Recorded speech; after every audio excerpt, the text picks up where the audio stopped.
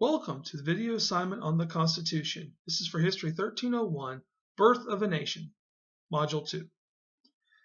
Delegates at the Constitutional Convention in Philadelphia in 1787 wanted the best men to hold office. They assumed that the Senate would be composed of each state's most distinguished citizens.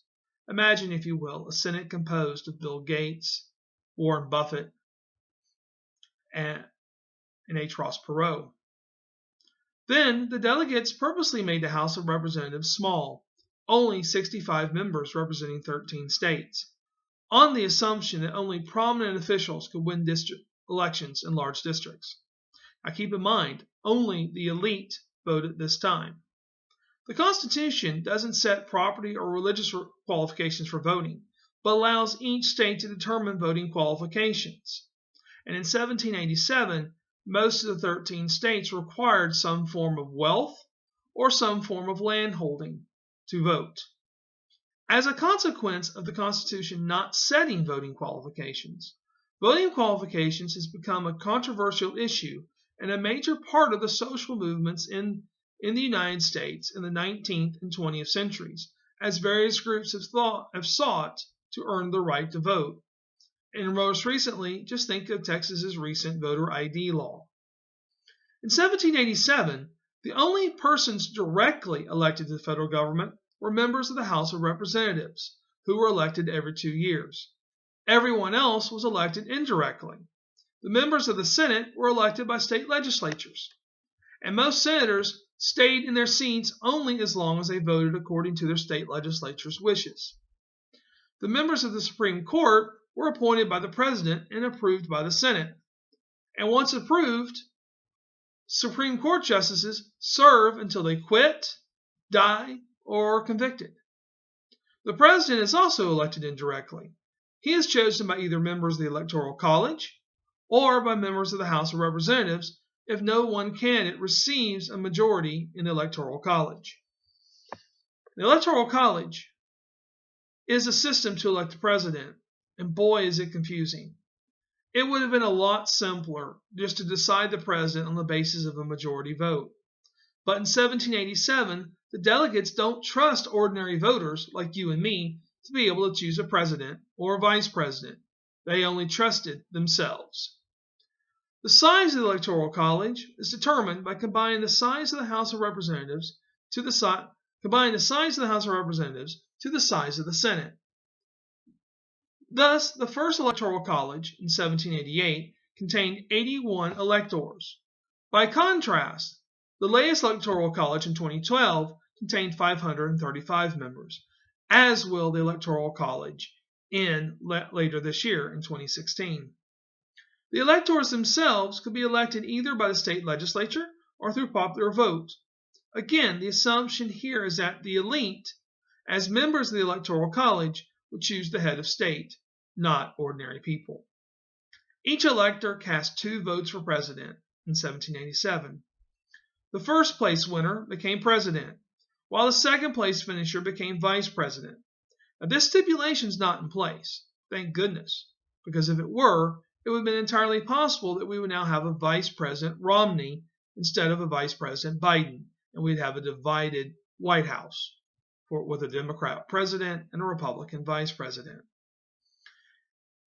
If no candidate received a majority vote in the Electoral College, the president could then be chosen by the House of Representatives.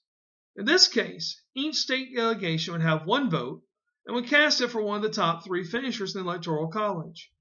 Once the president was determined, the Senate would then elect a vice president. Secretly, the delegates to the convention hoped this would happen most of the time, because through this method, only the best men could select a president, and the Senate could personally choose their leader. Fortunately for us, the House has determined the president just 3 times, in 1800, 1824, and 1876. And the Senate has only gotten the person elected vice president just once, in 1836. There are 2 principles that are embodied in the 2 political principles that are embodied in the Constitution that divide power: the concept of federalism and the concept of checks and balances. Federalism is the division of powers. This is the relationship of the federal government to the state government. The states were barred from issuing paper money, impairing contracts, interfering with state commerce, and levying import and export taxes. The federal government would assume these functions. Day-to-day affairs, such as education, healthcare, and law enforcement, remained in the hands of the state, according to the Constitution in 1787. Also, Congress does not have the power to veto state laws, but, according to interpretation, national legislation supersedes state law.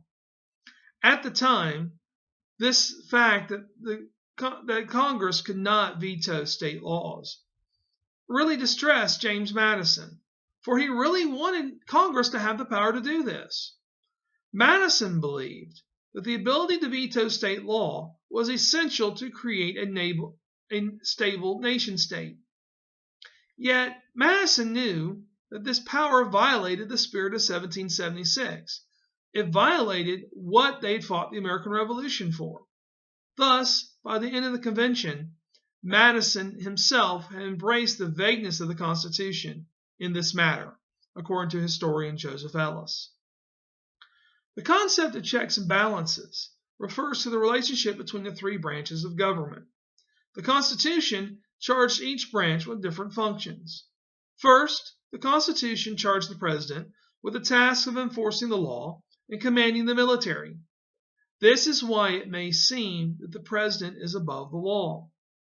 The Constitution empowered the Congress to levy taxes, borrow money, regulate commerce, declare war, negotiate with foreign nations, set Indian policies, promote, quote, general welfare, unquote, and to create a Supreme Court. And speaking of which, the Constitution does not charge the Supreme Court with any functions. It just says there will be a Supreme Court. Now, the ways of the Constitution seeks to prevent any branch of the government from dominating the other two branches is a mechanism called separation of powers. The delegates intentionally diffused the authority within the government and balanced it against itself. For example, Congress may enact laws, but the president can veto them. To override a president's veto, Congress must have a 2/3 majority in favor of the override. Also, the president may nominate federal judges, but Congress must approve them. The president may suggest law, but he cannot enact law. The president is charged with enforcing the law. Congress cannot do that.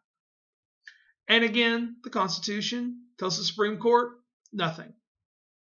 Thank you for watching this video assignment on the Constitution, and may the Force be with you.